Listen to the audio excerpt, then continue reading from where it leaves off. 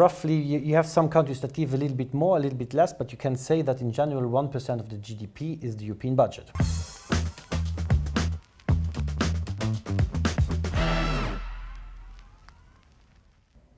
Today, I have the pleasure to welcome in the studio Christophe Hansen, who is a candidate for the election at the European Parliament. Welcome.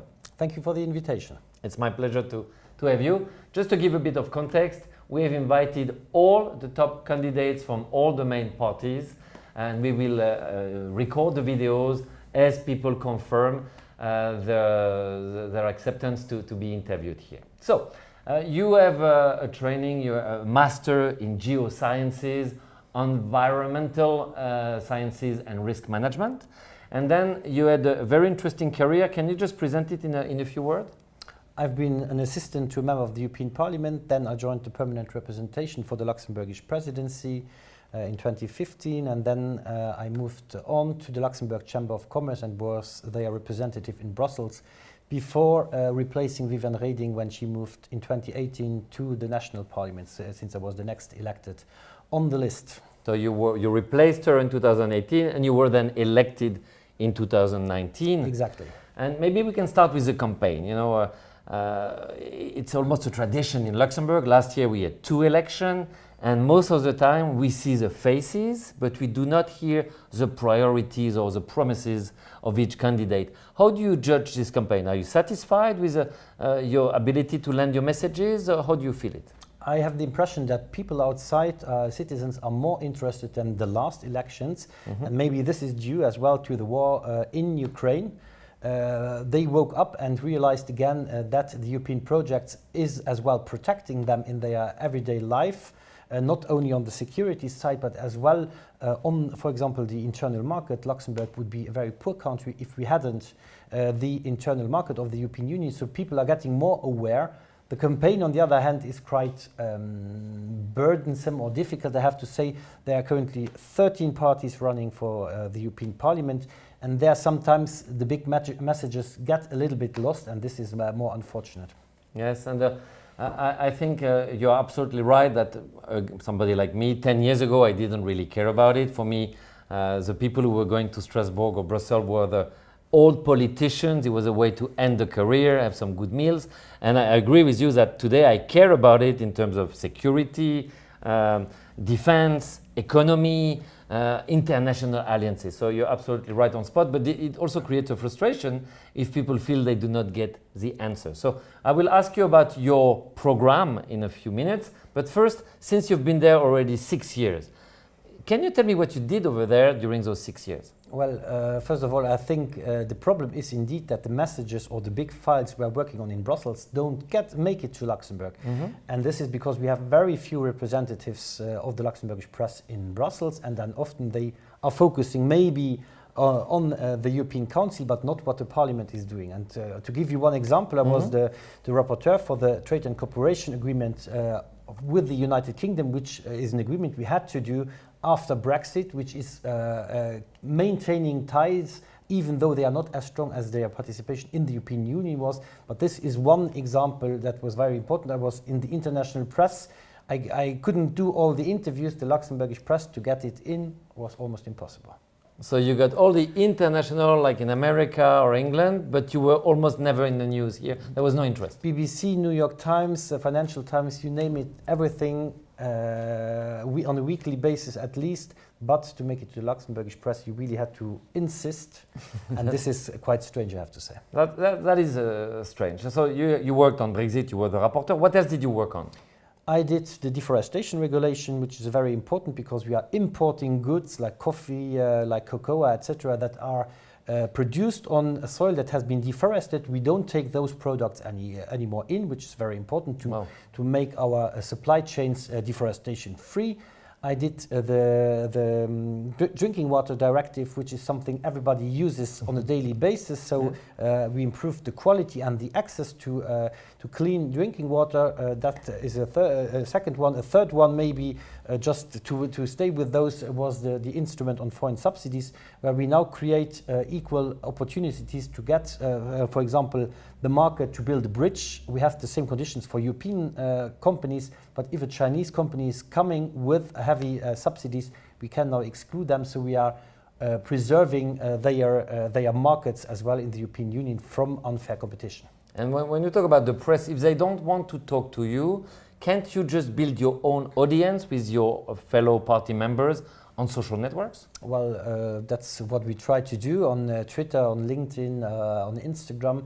But nonetheless, I have the impression that this works very slowly in Luxembourg. Twitter in Luxembourg, for example, or X, like it's called today, it is slow. It's mainly used by politicians and journalists, but to get it to the population, that's not really working. So it's a work in progress. So we know that we had a prime minister until recently who was a champion. I published a comparison. I think Xavier Bettel was above 90,000 followers, when 96,000 last time I checked. Yeah, it kept on growing while others were lagging by like 99%. So yeah, those tools are here, but you need to invest time and maybe learn the expertise to use them properly. Now let's go into this campaign. You know, why should people vote for you? Do you have key messages? Well, the key message would be that we need to work on security, not only the material security, which means that we have a proper defense cooperation between European member states, because there is a threat to the European Union imposed by Russia right now. There we have to work, but we need as well to see the economic side of it. So of course. We need to build up a production of arms and ammunition here in Europe. We are too slow. As well, because we have some breaks, let's say, for example, from competition rules, that you can't have bigger companies because of competition rules. If we want to be really a global player in that field, we need to break this down and allow for these European champions that are as well global champions in the end. So maybe one word about this. There's this interesting historical fact in Cockle-Scheuer. We had La Poudrerie. So we have a history of producing. I think now they produce batteries over there. Yes, but you cannot defend yourself with batteries. That's true. But there is a history here, and we'll talk about budgets after. We know that on the NATO side, we are supposed to get to 2% of GDP. I think Luxembourg is at 0.7. So this is already an issue. So, and then you take another budget here. I mean, we'll talk about how we can finance it. So defense is one of your priorities. What else? Then the security side as well is we need to get the products, the raw materials as well. We talk now batteries. We need the raw materials to produce those. We need as well the microchips for a lot of other technology that we need to drive our green and digital transition. We don't produce a lot of that, so we need to get either secure supply chains, which is difficult to ensure in the long term, or to build up a production again in the European Union. And therefore, I think the Net Zero Industry Act, as proposed by the European Commission, is really a possibility to do, though. The budget is not sufficient compared to the Inflation Reduction Act that we have in the United States, but nonetheless, this is something we need to speed up. And this is not just for the purpose of having economic growth, because we need these technologies in as well the green sector, the sustainable sector, to decarbonize our economy, to have our Green Deal ambitions realized as well with our proper means and with reducing dependencies on third countries. And this is as well for the people, so every citizen, so the social aspect shouldn't be forgotten about. And this is a little bit the triangle we are working on. We need the security, economic security side that is helping us to achieve our green and sustainable ambitions together with the people and not against the people, because it's simply not going to work. So this triangle is very important for us. Very good. This is your main message for the campaign? To keep it short, yes, but we can go to the details if you like. We can dig into it, but just to comment on this, you're right that we woke up after this conflict, realizing that, as you said, for microchips you need rare minerals, and most of them are in Africa. They're unfortunately a lot in Russia, they're in Asia. And of course, this creates a lot of new issues. But maybe what I would like to dig into is the budget. Does Europe have the means for its ambition? We see that the national debts of countries like France, I think above 100% of GDP, Italy, Greece, Spain, I mean, the list goes on. The feeling is there's not much money left. So how do you finance all those projects? Well, first of all, I would say, that was your question, can we achieve the goals with the budget that we currently have? I would be tempted to say bluntly, no, we are not. How many % of GDP do we give to Europe? It's roughly, you have some countries that give a little bit more, a little bit less, but you can say that in general 1% of the GDP is the European budget. Wow, 1%. Knowing that 1/3 of that goes to the agriculture sector, which is a very important one, to have as well the food security that we need in the European Union, but with all the other challenges that we have meanwhile added it and the expectations, we need to work on that budget. You mentioned the debts of certain countries. France, I think 130%, something like that. Above 100, for sure. And this is, of course, then not making them willing to give more into the budget of the European Union. If that is the case, then we have to look into alternatives. What would be those alternatives? Yes. Own resources for the European Union. We have, for example, now the carbon border adjustment mechanism. So we take, when there's steel coming into the European Union, where we have a carbon price in the European Union, well, there needs to be paid this difference in price that we have for the carbon at the border. This could go into the budget to drive our decarbonization, for example. What else could you think about? We have member states of the European Union that don't comply with the essential rules, the rule of law. Mm-hmm. Well, then we have to be stricter on that and say, well, if you don't comply, if you don't make the necessary economic reforms, for example, then this is being retained and re-injected to the European budget, so it can be used for other challenges. So that's the thoughts we need to develop and see where we can get this. There are other parties that say, well, we should lift the taxes for companies. I think that would be the wrong way to go, because our companies are suffering enormously compared to their global competitors. So I think that would be the wrong way.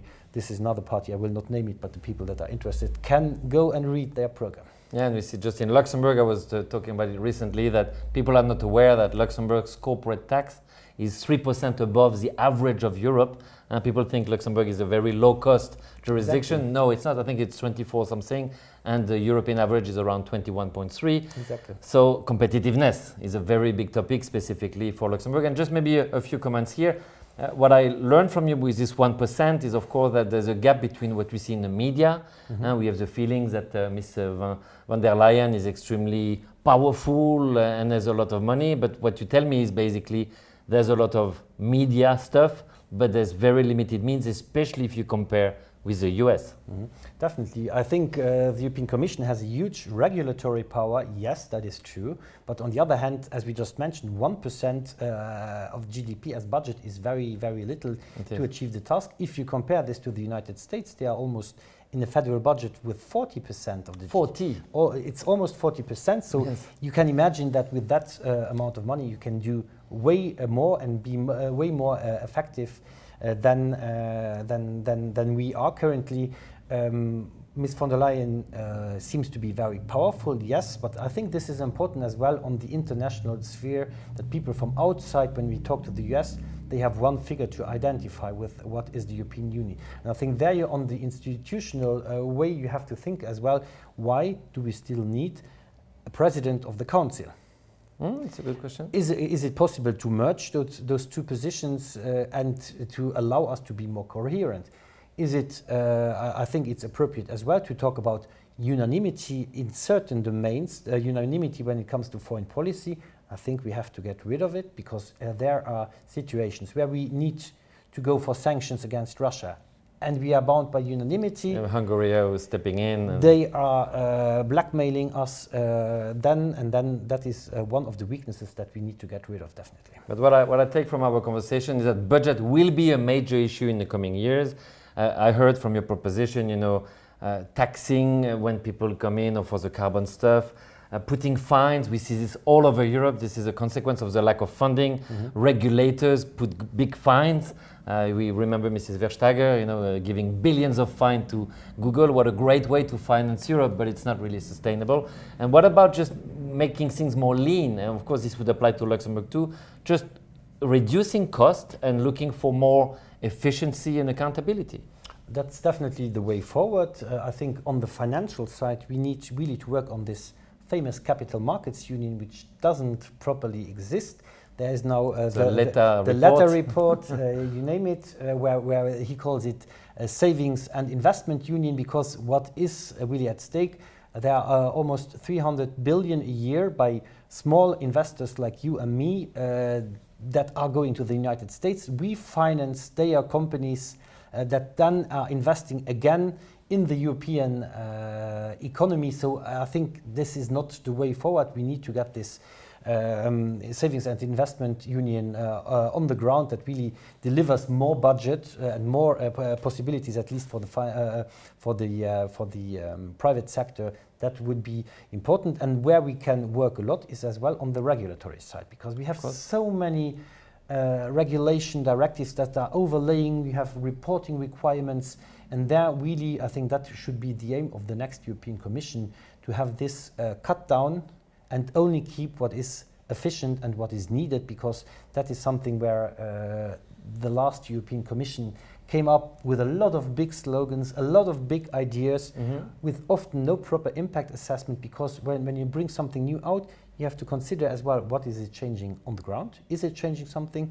And what are the cumulative effects of the different legislation that are in place? This is making us way slower. And I read recently an article by in Reuters where they made a study for investment in the European Union. Between 2017 and 2023, minus 14% of investment in the European Union. And then Ernst & Young asked what is the reason to those companies, and this is mainly the regulatory insecurity, energy prices, and as well those two, let's say, that are the main points: the energy prices and the legal uncertainty when it comes to regulations that are really making companies decide not to invest in Europe and rather to invest in the US, where with this Inflation Reduction Act, they have more security in the medium and long term. Yeah, here you have two aspects. You have inflation and cost of energy, and you have regulation. But I think the most important one for the people I interview is definitely on the regulatory side. It's the cost of regulation, which is taking a lot of companies out of business, especially in our financial sector. And it's the insanity of it, because of course you've got layers of regulation who don't make sense together. And this impacts a small restaurant where it would normally need to work 5 hours on those nonsensical paperwork. But it also applies to very big financial company. Just to maybe give the closing point, I think America is known to empower through regulation, when Europe is known to punish through regulation. And it would be good if the newly elected people get that work to change that. That's why we say we cut by 25% the administrative burden. Perfect. I would like to thank you very much for your time. Thank you very much. We hope to hear from you on your LinkedIn account about the mission that you are completing. Thank you very much. Thank you.